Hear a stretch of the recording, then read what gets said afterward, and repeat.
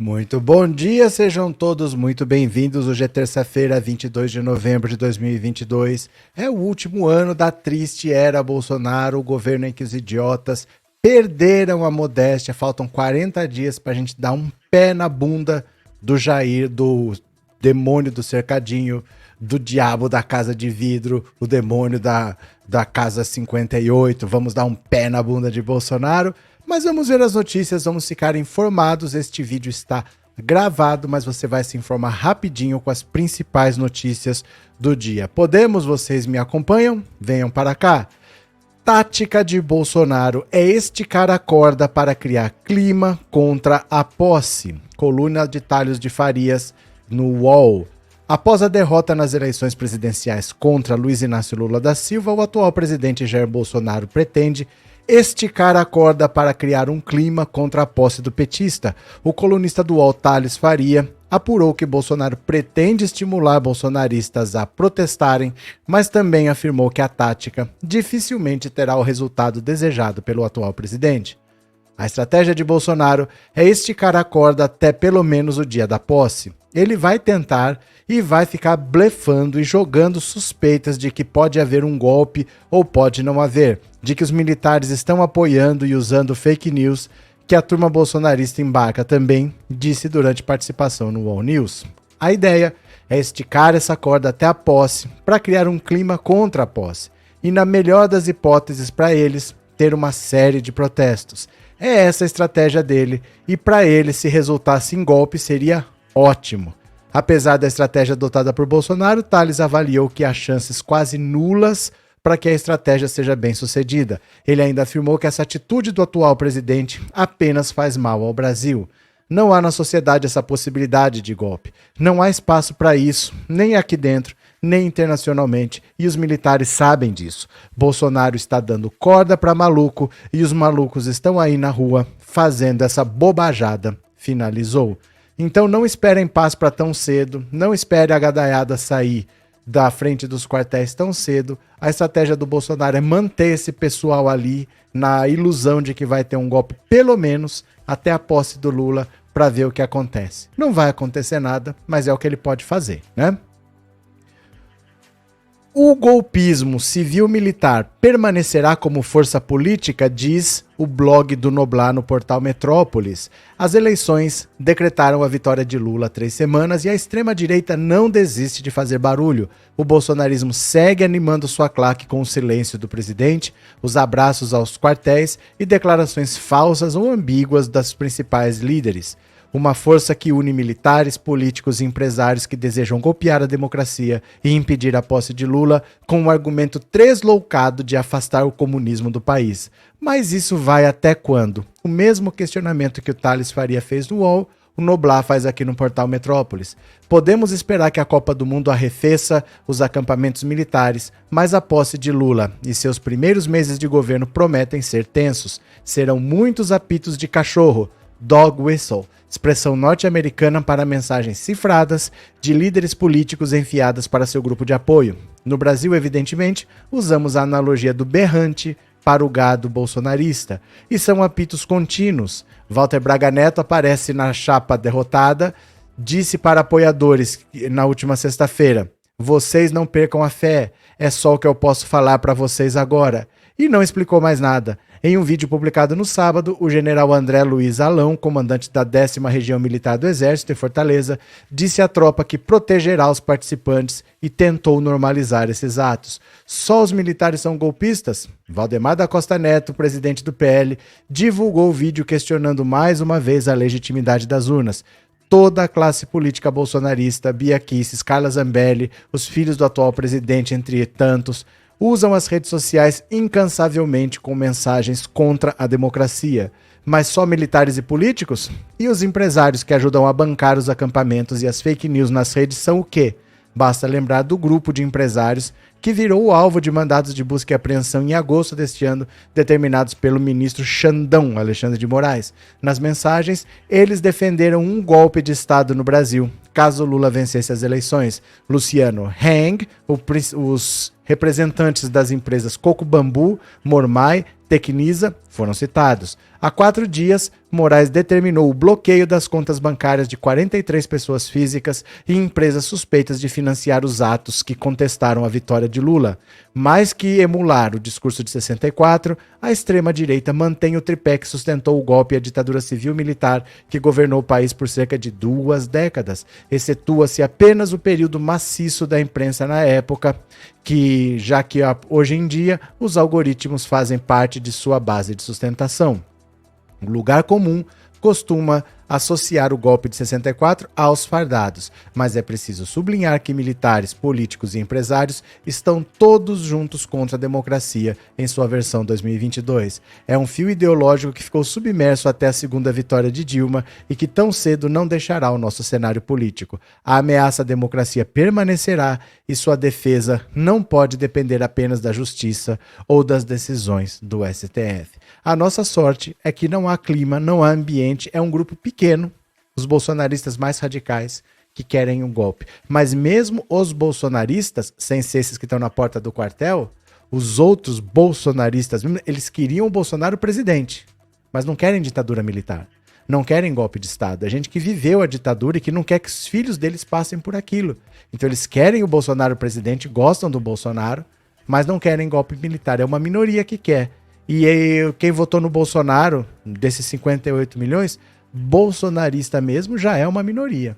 Uma grande parte é evangélico que o pastor obrigou a votar, ou então é o pessoal que foi levado contra o PT por propaganda. Ah, a corrupção vai votar o governo que quebrou o Brasil. Muita gente votou contra o PT, muita gente votou porque o pastor mandou, mas os bolsonaristas em si têm um grupo de que é bolsonarista, dentro desse grupo uma minoria que quer golpe. Então é um grupo pequeno dentro de um grupo já pequeno. Ricardo Salles e Hélio Lopes calados. Bolsonaristas eleitos diminuem postagens e são cobrados nas ruas, diz aqui o texto da Luísa Marzullo. Veja só. Personalidade bolsonarista conhecida por inflamar o debate nas redes sociais, o deputado federal eleito Ricardo Salles vem sendo cobrado por estar mais calado nas últimas semanas. Ex-ministro do Meio Ambiente do governo Jair Bolsonaro, Salles anunciou férias no Instagram e no Twitter veiculou uma mensagem após a vitória de Lula, afirmando que o momento era propício para a serenidade. Assim como Salles, outros parlamentares mais próximos ao presidente também estão mais quietos em seus perfis, como o deputado federal Hélio Lopes e nomes que ostentaram uma forte campanha pelo presidente junto a Michele Bolsonaro.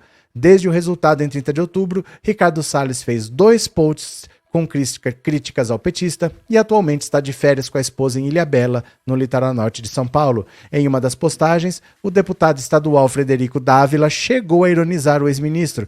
Que beleza! Trair é uma delícia. Dávila chegou a compartilhar a publicação em seu story, no qual pediu para que os eleitores do ex-ministro cobrassem o seu posicionamento. Olha só, ei você que votou em traidor, não venha reclamar. Cobre do seu deputado. Olha lá, o Salles em Ilhabela.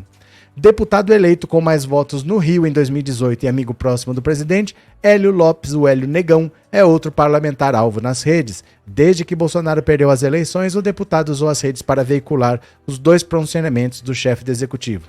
Só.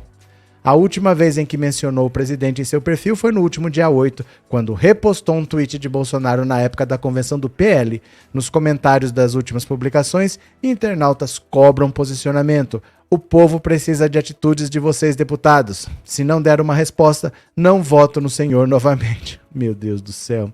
Durante a campanha, a então candidata Roberta Roma, da Bahia, mulher do ex-postulante ao governo João Roma, fez intensa campanha por Bolsonaro. Eleita deputada federal e com a derrota do presidente, Roberta se limitou a compartilhar o vídeo em que Bolsonaro pede aos caminhoneiros para desobstruir as rodovias federais. Atualmente, ela divulga imagens das férias e sobre a Copa do Mundo. Esquece a Copa. O foco agora é salvar o Brasil, criticou uma internauta. As deputadas Rosângela Reis, de Minas, Sonise Barbosa, do Amapá e Soraya Santos, do Rio, participaram de eventos Mulheres com Bolsonaro realizado pelo pela primeira-dama Michele Bolsonaro, mas depois pararam de se manifestar sobre o presidente. Após o dia 30 de outubro, data do segundo turno, elas fizeram poucas publicações, nenhuma delas com citações a Bolsonaro. Outros nomes da bancada do PL estão em silêncio há exatos 21 dias, desde o resultado do segundo turno, caso dos deputados Eli Borges, Wellington Roberto. Parlamentares como Luciano Vieira e João Maia, que publicavam assiduamente mensagens a favor de Bolsonaro, agora divulgam somente atividades voltadas às comunidades a que pertencem. Bolsonaro, os bolsonaristas abandonaram o seu próprio eleitorado. A verdade é essa. Eles precisavam dos votos, usaram essa gente, passaram 4 anos assustando essas pessoas. Agora, esse pessoal que não conseguiu dar a vitória pro Bolsonaro, o Bolsonaro abandonou. Não tá nem aí. Ele tá chorando no banheiro lá do Palácio da Alvorada. E esse pessoal agora tá nas portas dos quartéis desesperados. Porque eles foram assustados de que o comunismo vinha para acabar com o Brasil, que o Lula ia fechar a igreja, que o Lula era satanista e que o Lula ia fazer menino beijar menino na boca na escola, ia distribuir kit gay, mamadeira de piroca. Eles acreditam nisso. Eles estão na porta dos quartéis falando Forças Armadas, salvem o Brasil, porque eles estão apavorados e não tem ninguém com eles. Não tem nenhuma liderança. É um movimento que não tem nenhuma viabilidade, não tem chance de dar certo. Mas eles estão lá sendo usados para manter a chama do bolsonarismo acesa e ninguém está lá com eles, eles estão abandonados. Itamaraty confirma que STF mandou cancelar o passaporte de Alan dos Santos, diz a reportagem de Carla Araújo no UOL. A determinação de Xandão, Alexandre de Moraes, do STF, para que o passaporte do blogueiro bolsonarista Alan dos Santos seja cancelado, já está sendo processada pelas autoridades brasileiras. O Itamaraty confirmou à coluna que recebeu a ordem de Moraes, mas não quis dar mais detalhes sobre o caso. O Ministério das Relações Exteriores recebeu o ofício do STF determinando o cancelamento do passaporte em questão. O MRE não comenta casos concretos de cooperação jurídica em andamento, diz a pasta em nota. O pedido de Moraes para suspender o passaporte do blogueiro foi revelado pelo colunista Rodrigo Rangel, do site Metrópolis. Alan é alvo de investigações no Brasil e está foragido. Ele teria de ser extraditado para responder pelos crimes no Brasil. Alan teve sua pena preventiva decretada por Moraes em outubro de 2021, alvo de 2 investigações pelo STF. Dono do canal Terça Livre, ele era investigado pela Polícia Federal nos casos das milícias digitais, aberto em julho do mesmo ano para desmontar o grupo organizado que atenta contra a democracia. Moraes também ordenou o bloqueio das contas bancárias do influenciador e a suspensão dos pagamentos dos canais dele nas plataformas YouTube, Twitch, Twitter, Instagram e Facebook. Mesmo banido de criar perfis, Alan contraria a decisão e segue com perfis em diferentes plataformas. No início de maio, ele teve contas removidas do YouTube, Twitter e da Twitch, mas divulga as contas no Instagram e no Telegram ativas desde março. Olha, o Alexandre de Moraes cancelou o passaporte do Alan dos Santos pelo seguinte: ele já pediu a extradição, pediu para os Estados Unidos mandarem o Alan dos Santos para cá, mas para isso você precisa de empenho do governo brasileiro. E o Alan dos Santos é aliado do Bolsonaro. Enquanto o Bolsonaro for o presidente, não vai haver empenho do governo brasileiro. Então os americanos pedem mais informação, eles mandam informação pela metade. Pede documento, eles mandam um e deixa de enviar outro. Perde prazo, eles não estão se esforçando. O cara não vai vir tão fácil assim. Então o que o Moraes fez? Nos Estados Unidos tem muito imigrante ilegal. 30 milhões, para você ter uma ideia. Se a polícia vê o Alan dos Santos ali, pega o passaporte, e ele tá ilegal, a polícia deveria chamar a imigração para deportação. Mas a polícia nem chama, porque a imigração não tem condição de ir atrás de 30 milhões. Então ela nem vai, ela só vai em caso grave. Se o cara tiver, além de ilegal, trabalhando com tráfico de drogas, trabalhando até engraçado, né? Mexendo com tráfico de drogas, se ele, além de ilegal, tiver envolvido em violência doméstica, se for simplesmente um turista ilegal que não sai dos Estados Unidos, eles nem vão atrás porque tem 30 milhões na fila. Então o que o Moraes fez? Cancelou o passaporte dele. Porque agora, se acontecer qualquer coisa, se ele for para a porta de um hotel e a polícia falar, vem cá, cadê um documento? Ele não tem um documento válido para apresentar. Aí a imigração vai. Aí a imigração vai e deporta. Mas simplesmente por ele estar com o visto vencido, o visto de turista, isso daí não vai fazer a imigração ir atrás dele, porque os Estados Unidos tem 30 milhões de estrangeiros ilegais. Ministro do TCU pega licença médica após áudio com teor golpista. Se você não ouviu o áudio O áudio você pode ouvir no Instagram, Pensando Alto Insta, tudo junto, Pensando Alto Insta, tá lá à disposição para você ouvir, tem 8 minutos, tá? O ministro Augusto Nardes do TCU informou a colegas que pegou um período de licença médica a partir de hoje, um dia depois da divulgação de um áudio em que enviou para amigos com teor golpista, segundo apurou o UOL. A reportagem questionou o tribunal sobre os motivos do afastamento por licença médica e por quanto tempo Nardes ficaria afastado e aguarda a resposta. Mais cedo, o ministro divulgou uma nota e disse que lamenta profundamente a interpretação que foi dada sobre um áudio despretensioso, gravado apressadamente e dirigido a um grupo de amigos. Para que não pairem dúvidas, esclarece que repudia peremptoriamente manifestações de natureza antidemocrática e golpistas e reitera sua defesa da legalidade e das instituições republicanas. Ontem, a Folha revelou que o ministro gravou um áudio com teor golpista enviado por grupos de WhatsApp em que afirma que está acontecendo um movimento muito forte nas casernas e que é uma questão de horas, dias no máximo, uma semana, 2, talvez menos do que isso, para que ocorra um deslanche bastante forte na nação de consequências imprevisíveis. Isso é igual o que nós falamos agora atrás. O pessoal ligado a Bolsonaro vai ficar uma vez atrás do outro, mantendo a gadaiada na porta dos quartéis. Não vai acontecer nada, não tem golpe para acontecer. É só para manter o pessoal mobilizado, né?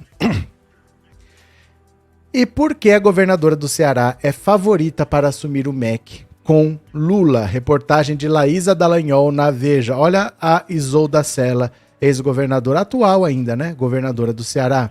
Desde que venceu a corrida ao Palácio do Planalto, Lula e a equipe de transição têm desenhado o que virá a ser a estrutura ministerial do próximo governo, com a já certa ampliação do número de pastas e seus eventuais titulares. Dentre os cotados para o Ministério da Educação, pasta detentora de uma das maiores fatias do orçamento da União, um dos nomes que despontam é o da governadora do Ceará, Isolda Sela. Além de mulher e nordestina, característica que Lula considera relevantes, ela tem a seu favor o legado positivo na educação durante a sua atuação no município de Sobral